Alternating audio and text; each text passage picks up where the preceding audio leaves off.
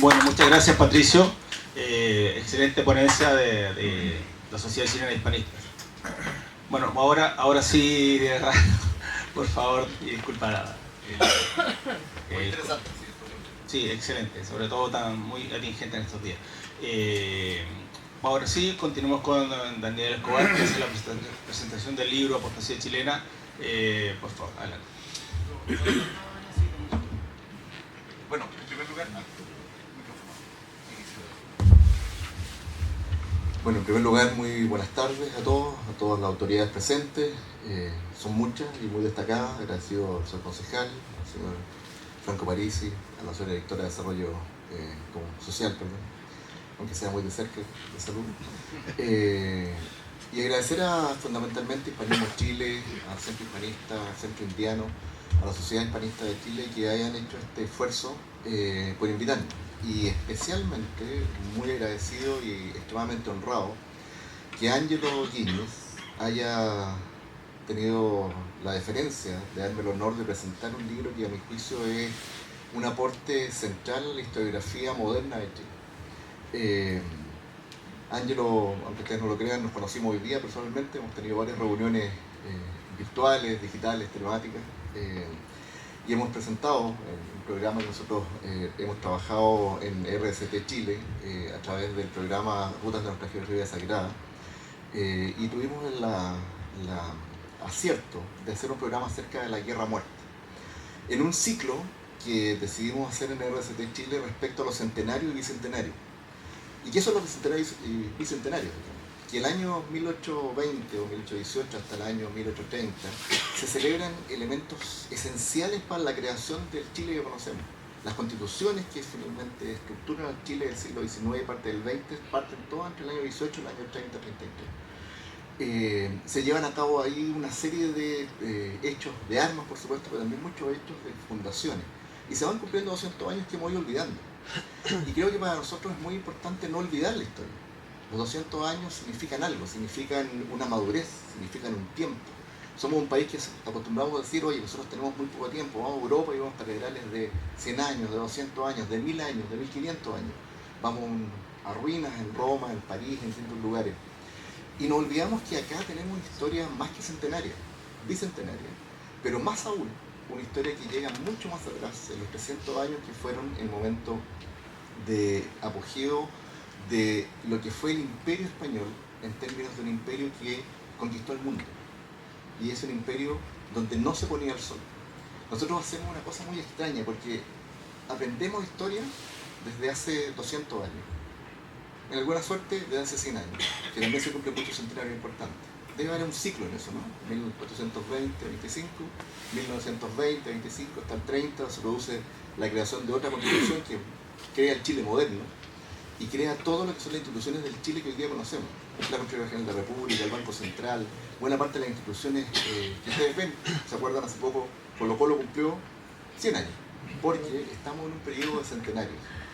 Va a cumplir 100 años Carabineros de Chile, en un par de años más. Y así ustedes van a ver que estos próximos 5 años nos vamos a encontrar con muchos centenarios. Y se nos roda un poco más, muchos bicentenarios. Y es porque el Chile que conocemos, lo conocemos solo de hace 200 años. Y nos olvidamos un poco lo que acaba de mencionar Patricio, muy importante, de lo que fue la fundación del país, todo el periodo que llamamos muy malamente colonial. En Chile no hubo una colonia. Nosotros no fuimos una colonia de España, fuimos un reino. La reina y los reyes españoles plantearon inicialmente, desde muy inicial, en el momento de la llegada de España a América, que esto no era una conquista como ocurrió en Norteamérica, o como ocurrió en África, o como ocurrió en Australia y Nueva Zelanda, donde hoy día todavía se viven las consecuencias de una conquista que significó prácticamente arrasar con el pueblo originario, arrasar con ellos. No un periodo como vamos a ver, pero lo más ajustada a tiempo posible esta exposición, un periodo donde se hizo una comunión entre el araucano, nombre que ellos se entregaban en ese tiempo. Mapuche es un nombre muy reciente, digamos. Es como las banderas, digamos, que son muy recientes. La bandera que usaban los araucanos, para que ustedes sepan, cuando llegaron al Parlamento del Censo de Santiago en 1776, el último Parlamento de Santiago, era el aspa de Borgoña. los caciques mapuches que llegaron a Santiago en 1776 a representar al pueblo araucano para hablar con el gobernador de Chile como un igual, traían como bandera ni la estrella, ni el azul, ni este multicolor, traían las cabras. ¿Por qué? Porque el rey de España y la reina en su minuto les había dado los derechos que ellos pretendían mantener. Y vamos a ver al final de la presentación que parte de esta lógica, de esta forma de entender al mundo nativo, original de cada país, persevera hasta hoy día en un tratado que vamos a revisar al final de la presentación. Bien, en estos programas hicimos esta guerra a muerte y Ángelo tuvo la gentileza de llamarme por teléfono, darme las gracias por el programa donde habíamos tratado su libro. Y decidimos, por supuesto, que era la oportunidad de traer a alguien que traía algo muy novedoso para conversar acerca de la historia. Y hicimos una entrevista con Ángelo James. Y en esa entrevista con mi querido amigo Alexis López Tapia, que es el creador de RCT Chile, tuvimos una muy buena comunión en términos de que nos dimos cuenta que hay muchas cosas que pensábamos muy parecidos, teníamos coincidencia. Y empezamos a trabajar respecto a eso. Y empezamos a pensar en cómo conversar acerca de esta etapa de la historia de Chile. Y aquí quiero plantearle una reflexión. Lo que ustedes van a ver son todos cuadros muy famosos. La mayor parte me imagino que todos los han visto. Pero quiero que hagan una pequeña reflexión respecto a quiénes eran esos rostros que aparecen en los cuadros de nuestra gloria nacional, donde se muestra a nuestros primeros próceres en una actitud siempre gloriosa, que está muy bien, en una actitud dórica, que también la tuvieron, pero donde, pasa la siguiente por favor, pero donde en este cuadro, que es el avance hacia Maipú, me gustaría que ustedes prestaran atención no en la primera línea del cuadro, que se ven rostros, que se ve gente, que se ven expresiones, sino en el fondo del cuadro. No sé qué ven al fondo. ¿Ven algo o ven una humareda y unos fantasmas blancos, no? No hay ningún rostro, no hay nadie ahí. Hay solo algo al que yo puedo atacar, algo que cosifiqué, algo que convertí en otra, en un otro, no en una persona, no en una historia, no en un héroe, en una persona que pueda ser calificada de alguna manera más que de los españoles, más que de los realistas. ¿Y qué nos enseñaron en la escuela? ¿Qué nos enseñan en la escuela todavía? Porque eso se sigue enseñando de esa manera. Dale, por favor. Nos muestran rostros anónimos. Ese cuadro, ustedes lo conocen, me imagino, lo han visto muchas veces, la carga de Santiago Boera, heroica carga. Santiago Boera en la batalla de Maipú, él muere en esa carga. Esta guerra es una guerra tremenda, donde la mayor parte de la gente que participa en la guerra muere muy joven. Piensen que José Miguel Carreras, que es de los que muere más viejo, muere fusilado a los 34, 35 años. Había sido presidente de Chile a los 24. Había sido comandante en jefe del ejército a los 25. Había creado un país a los 25 años. Bueras muere probablemente a los 36, también 37 años. Y ella era teniente coronel. Pero miren el rostro que está inmediatamente abajo. Es teóricamente un soldado del regimiento Burgos, este regimiento que habían sido los vencedores, los que habían vencido en Bailén 10 años antes, en 1808, en la guerra civil o en la guerra de independencia de España. Pero es un anónimo, es un soldado. Después, el mural de Pedro Subercasó en el templo motivo Maipú, el Museo del Carmen, en el subterráneo. Lo mismo, ustedes ven la huida de la caballería o el ejército realista. Y también muestra a una persona que se rinde, ¿no? Alguien que dice, por favor, no me maten, levanta los brazos. Dice, por favor, yo... Y lo que ocurrió en realidad, y lo que nos relata los cronistas de la época, es que el Burgos se retiró y dejó una legua, esa es la expresión exacta, una legua de sangre y muerte al momento de retirarse ordenadamente después de haber sido atacado por la caballería patriota. En esa retirada del regimiento Burgos no hubo una retirada de una huida, hubo una retirada ordenada, con capacidad de defenderse. Piensen que estamos hablando de una época en que los fusiles se recargaban una pura vez, por tanto toda la carga la soportaron con bayoneta y dejaron una legua. ¿Saben cuánto es una legua ustedes? ¿Alguien sabe qué es una legua? Hay distintas versiones, porque se habla de legua imperial, etc., pero la norma es lo que una persona puede caminar normalmente en una hora. Esos son casi 5 kilómetros. Es decir, casi 5 kilómetros de muertos defendiendo el pabellón. ¿Cuál pabellón? El Asta Borgoña. Entonces el regimiento no eran personas rendidas. Dale, tampoco eran aterrorizados. Este material educativo del Ministerio de Educación. Están peleando en teoría en Chacabuco, lo que aparece ahí el regimiento por las uniformes, más o menos el regimiento Talavera. Y claro, salen huyendo, ¿no es cierto? Salen arrancando. El regimiento Talavera dice, oye, arranquemos. Además el Talavera tenía mala fama, ¿no es cierto? Se cuenta que era un regimiento de convictos que habían sido reclutados a la fuerza en España y que habían llegado aquí a provocar puras tropelías, que además recibían una paga superior por poco menos que provocar tropelías, y principalmente su comandante, que ustedes me imagino lo conocen, ¿no? Más de alguno ha escuchado del comandante del Talavera. ¿Sí? ¿Sabe cómo se llama? San Bruno, ¿no es cierto? Todos tenemos en la memoria San Bruno. Dale, por favor. Entonces, estas derrotas y victorias desaparecen a España, desaparecen al español, desaparecen al realista, desaparecen al otro. No lo estudiamos, no lo miramos, no lo buscamos, porque tenemos a Carrera, tenemos a O'Higgins, y está muy bien que estén, nadie lo está negando, yo soy un patriota por naturaleza, pero esas personas no pelearon contra el aire, y eso es lo importante de lo que hace Angelo Guinness, que valoriza a las personas que están al frente de estos héroes, ¿no? Y no eran esos rostros del fondo, esa humo que ustedes ven en el cuadro de Pedro Subercaseaux, son personas reales. Dale, por favor. No son caricaturas. Esta es una revista muy querida por mí, algunos más de mi edad, por supuesto, como pelo blanco de por ahí se van a acordar de ella, digamos, que es Mampato. Y Mampato hace una historia muy entretenida, que es Mampato en la Reconquista. Y Mampato vuela, ustedes saben, tenía el cinto espacio-temporal, apretaba el botón y venía con su amigo que se llamaba Obú, ¿no es cierto? Una pareja muy parecida a Asterix y Obelix, los que conozcan la historieta francesa. Y llega a la patria de transición, a la patria de Reconquista, y ahí se encuentra con una serie de personajes, ¿no? Con Casimiro Marco Belpón, y ustedes ven ahí que está San Bruno, parecido a un personaje medio cetrino, delgado, algo insidioso, una persona, como ustedes se lo imaginan cuando les pregunté por San Bruno, el comandante del Talavera, ¿cierto? El otro, ese que no existe, porque en realidad da lo mismo, porque eran los que perdieron, eran los derrotados. Bueno, dale por favor. El ejército real del Perú, que es el que peleó en Chile, no es eso. Y ahora vamos a entrar recién en la presentación, así que perdón haber ocupado este primero pequeño espacio. Salga la siguiente, por favor.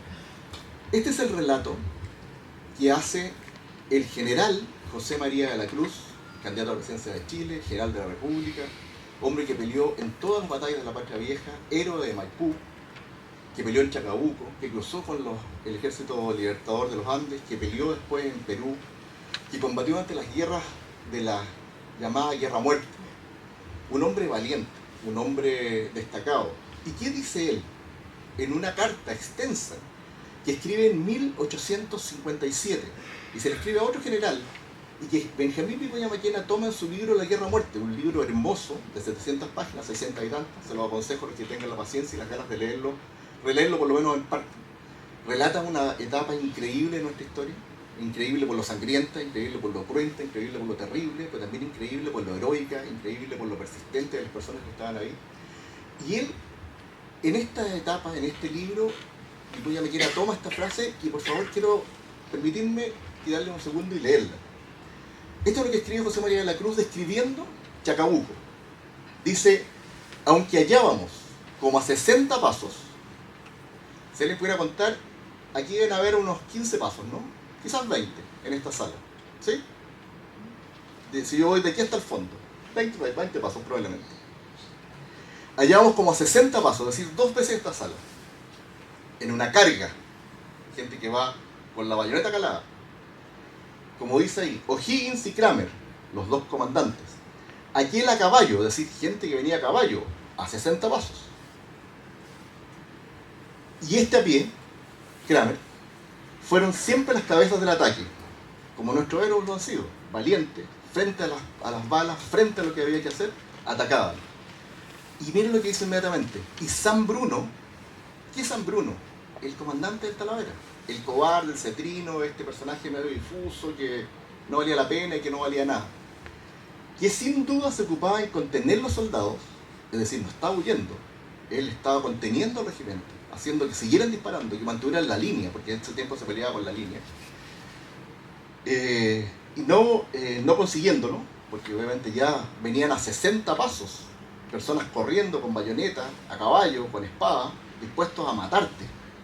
No te venían a decir, oye, pobrecito, te venían a matar. con un sable. Y volvió de carrera sobre la línea abandonada, es decir, corrió hacia los que venían corriendo hacia él. Y allí echó pie a tierra, él estaba a caballo, podría haber huido, lo que también te indica una residumbre como soldado. Se baja de este caballo, toma un fuego y prende fuego a un cañón. Y eso ocurrió cuando estábamos a 30 pasos, es decir, estaban de aquí a donde estoy al fondo. ¿Eso lo hace un cobarde? ¿Eso lo hace un hombre sin valor o un telón pintado en el fondo? Eso no es así. Y el ejército real del Perú, el ejército español, el ejército que nosotros hemos nombrado siempre como este ejército que peleó contra los patriotas, tiene nombres, tiene una capacidad de contención durante prácticamente 20 años de lo que fue la guerra civil que abrazó a nuestro continente, no solo a Chile. ¿Quiénes son ellos? Antonio Pareja llega y sale en una fecha muy cabalística, el 12 del 12 del 12, desde el Callao, cuando se le ordena al virrey, le dice: usted vaya a reconquistar Chile. Vaya a reconquistar Chile. ¿Y con quién viene Pareja? Este famoso comandante. Viene con 50 soldados a reconquistar Chile. ¿Ustedes se imaginan ir a reconquistar un país con 50 personas? Es difícil, ¿no? Bueno, él llega y solo 4 son españoles. Solo 4. Y cuando llega después a Chiloé directamente y se presenta en Chiloé, recluta un ejército y él el 18 de marzo de ese año, el 18 de enero de ese año, llega a Concepción con 3.000 hombres. Es decir, en un mes, en el muy glorioso y heroico Chiloé, recluta a 3.000 hombres. Y con eso arma, y más los voluntarios de Valdivia, el primer ejército real del Perú que viene a combatir a Chile.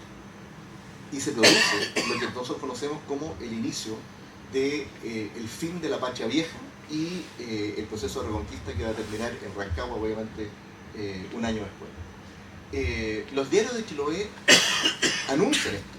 Y después este ejército real del Perú avanza, Pareja muere, como ustedes saben.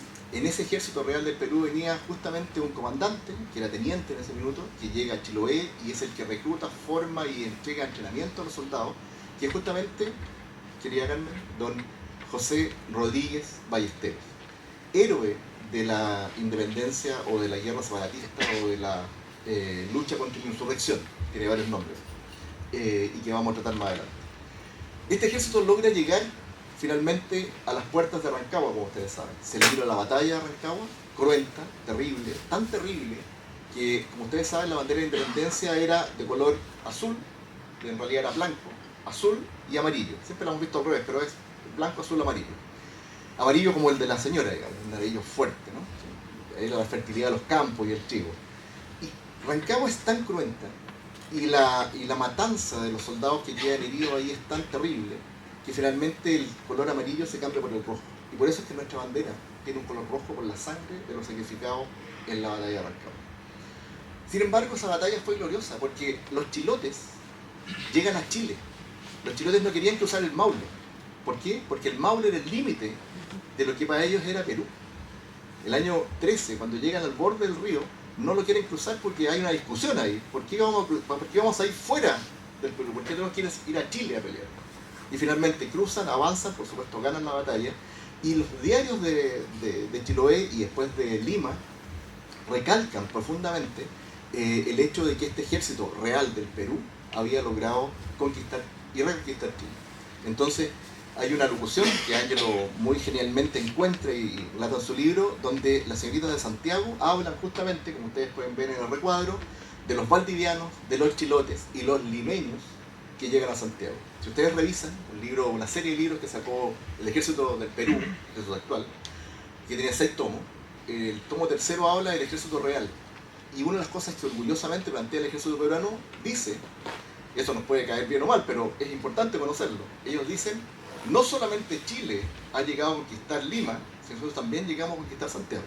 ¿Y cuándo lo hicimos? Después de Rancagua, en 1814, cuando las tropas peruanas del Ejército Real del Perú desfilan por el centro de la Alameda.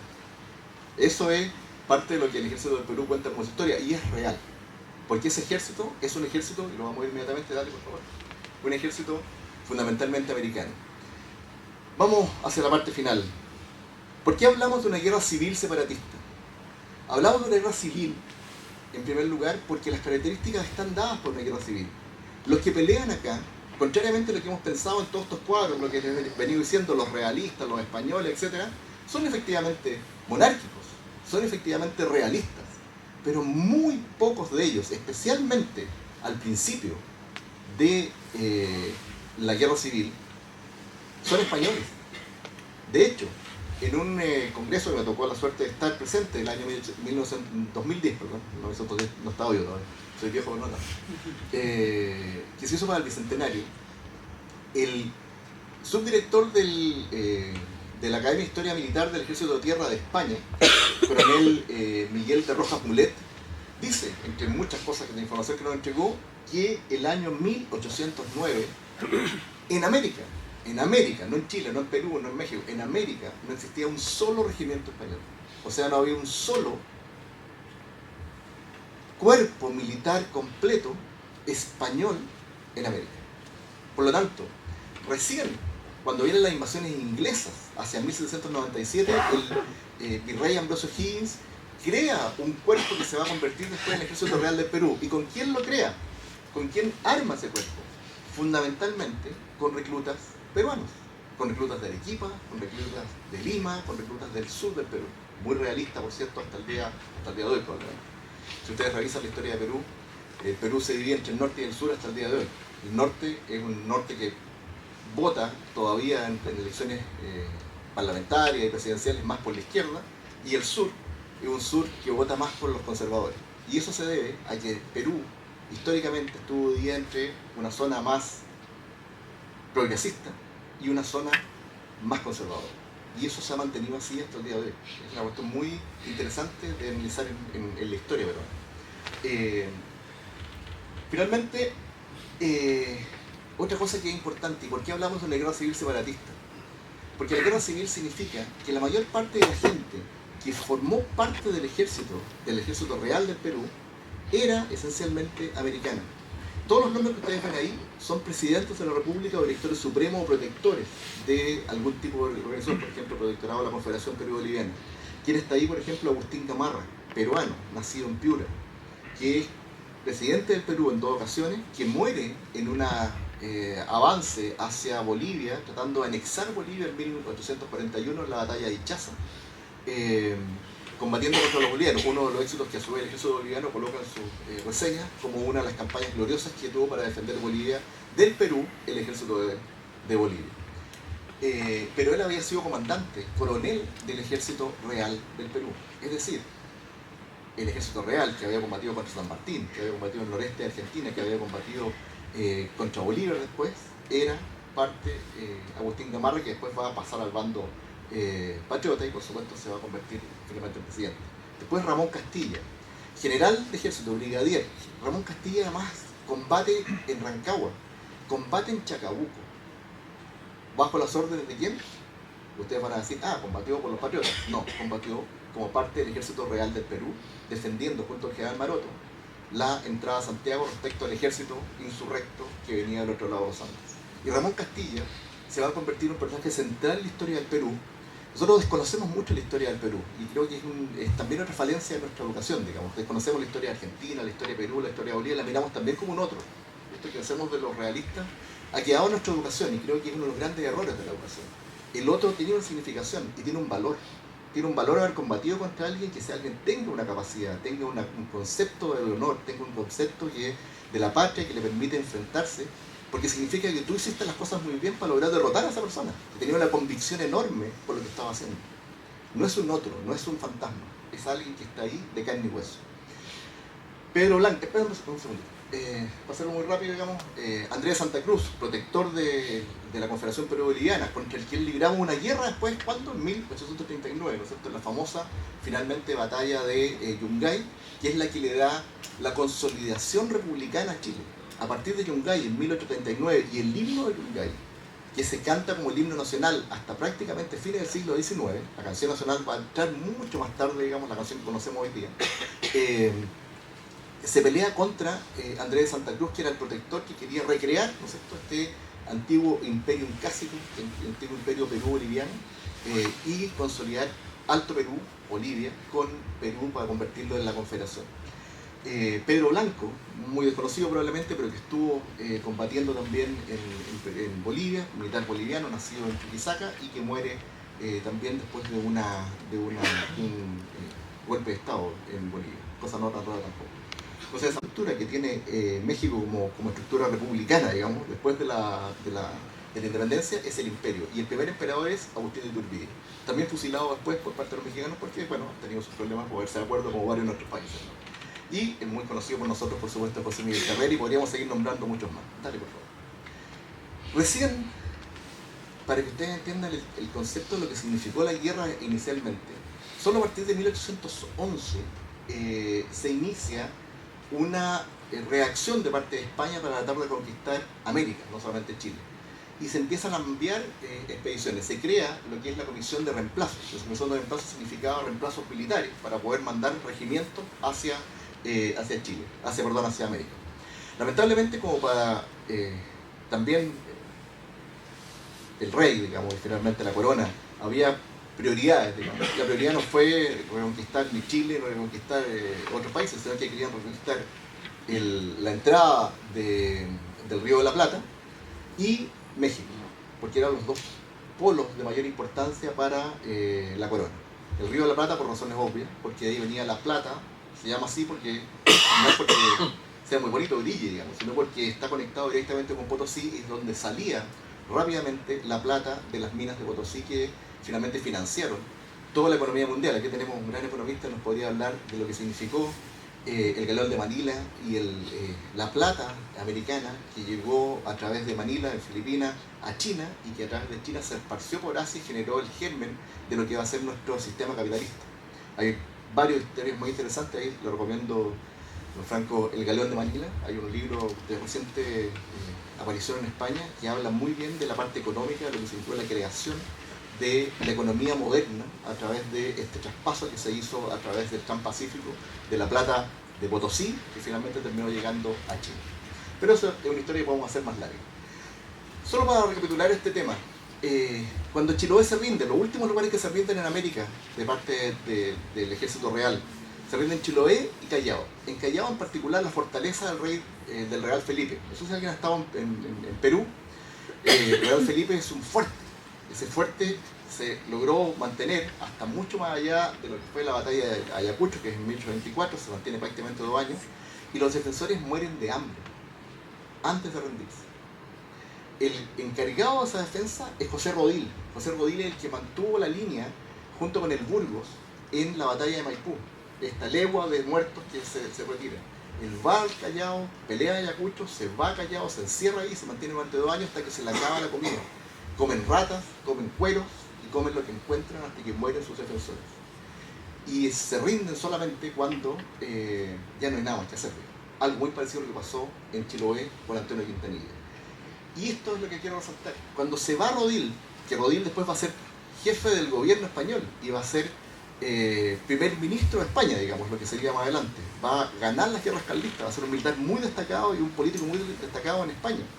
Y esta persona, cuando se va de vuelta, después de esta defensa tremenda, 2 años hasta que murieron de hambre, solo se van con él, de los defensores que quedaron vivos, que no eran muchos tampoco, 92 personas. Y el resto se quedó porque eran peruanos, o eran colombianos, o eran chilenos. No se fueron porque estuvieran arraigados solamente en su país, en este continente, sino porque no eran españoles, eran americanos. Y lo mismo pasa en Chiloé, que cuando Antonio Quintanilla se retira y se vuelve a España, también se retira con un grupo muy pequeño, no tengo un número, creo que fueron como 50 españoles, no fue más que eso el número de gente, porque el resto eran chilotes. Una última cosa respecto a esto. En la madrugada, la última batalla de la independencia americana, o la última batalla de la insurrección, como se quiera mirar, de esta guerra civil se vivió en Perú, el año 1824. Y en esta batalla se produce un fenómeno que es probablemente de los muy pocos que han ocurrido en la historia de la guerra en el mundo. Antes de la batalla, antes de iniciar la batalla, los dos comandantes se ponen de acuerdo y permiten que quien quiera cruce la línea y vaya a saludar al que está al frente. Y eso lo hicieron porque eran amistosos, o que hemos visto muchas veces, hemos visto la película esta, ¿no es cierto?, que en la Primera Guerra Mundial, un día de Navidad, los soldados hicieron cruzar la línea sin conocerse, ¿no? No. Se juntaron allí hermanos. Ramón Castilla, el que había peleado en Chacabuco, con Leandro Castilla. Leandro Castilla después general de España, general del ejército carlista, miembro del Consejo de Gabinete, que se va y sigue peleando y nunca más vuelve al Perú, pero que era peruano y había nacido tal como él en Tarapacá, en Tibiliche, que los dos Ramón Castilla venían del mismo lugar. Y ellos cruzan la línea junto con 100 soldados más, casi todos oficiales, y que se cruzan la línea y se abrazan, y se dan el abrazo a Ayacucho, porque son hermanos, porque son padre e hijo, porque son parientes muy cercanos. Es decir, ¿qué mejor demostración que nuestra guerra de independencia, que nuestra guerra contra España, que nuestra guerra contra los realistas, no fue sino una gran tragedia americana que fue y significó ser una guerra civil, con todas las consecuencias y la terrible secuela que significa la guerra civil. Y este tipo de situaciones que nosotros, por ejemplo, conocemos muy poco, probablemente, y hemos visto muy poco, se dio también en Chile, muchas veces.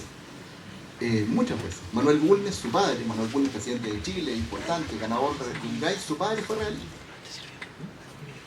Rodríguez Aldea, el secretario de O'Higgins, el hombre más importante del gobierno de O'Higgins durante toda la creación del gobierno de O'Higgins, tenía su primo, Agustín de Aldea, que era regidor y ayudante de Vicente Benavides, y que sobrevive después y se convierte después en miembro de la comisión legislativa para hacer la constitución del año 23. O sea, esa gente no se fue de Chile y no desapareció en esta historia. Nosotros somos la mezcla, no solamente entre araucano y español, no somos la mezcla solo entre católicos y otras religiones que han ido llegando después.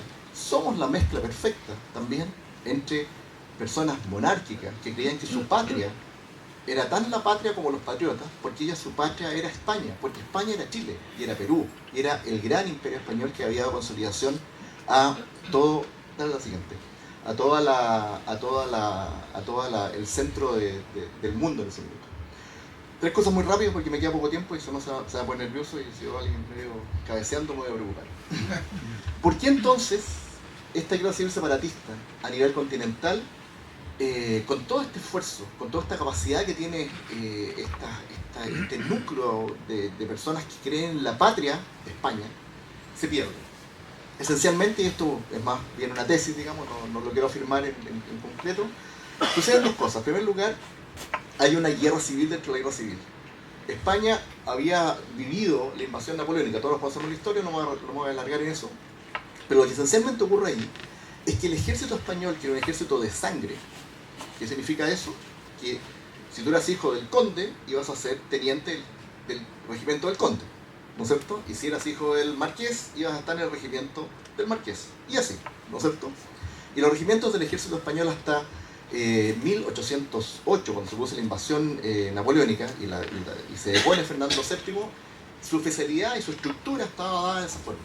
A partir de la guerra de independencia, porque así la llaman los españoles, la guerra de independencia que es contra Napoleón, ¿no es cierto?, se produce una eclosión, una explosión del ejército real y se convierte en un ejército esencialmente del mérito. Es decir, tú combatías, eras valiente, teniente. Tú combatías, eres valiente, 2 veces, 2 medallas, capitán. Y así. Que es como nosotros conocemos un ejército hoy día, ¿no es cierto? Pero ¿qué ocurre con eso?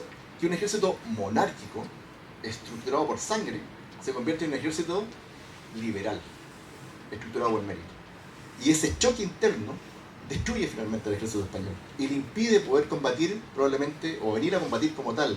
En América hay solo, yo les nombré varias expediciones, pero son expediciones que en estricto rigor traen un regimiento, 2 regimientos, 200 soldados, 1000 soldados. No llega una fuerza suficientemente capaz de reconquistar América. La única expedición importante llega en 1815 con Morrillo, pero llega a Venezuela. Y logra reconquistar Venezuela. Es cuando Bolívar sale, ¿eh? Y después él declara la guerra a muerte. Los que conozcan la historia venezolana, conocen la historia, han visto hay una telenovela larga de Bolívar bastante buena.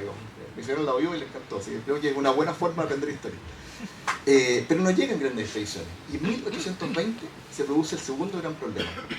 Este flujo liberal en el ejército también se traduce en la realidad y se convierte en la Constitución Liberal de 1912. Constitución que por tanto deja y elimina el absolutismo real. Dicen, no hay más rey designado por Dios, hay un rey que está definido por ¿quién? Por la comunidad. ¿Quién es la comunidad? Un rey constitucional. Y eso es 1912, la Constitución Liberal. En 1814 vuelve Fernando VII, ya después de su cautiverio, y una de las primeras medidas que toma es eliminar la Constitución.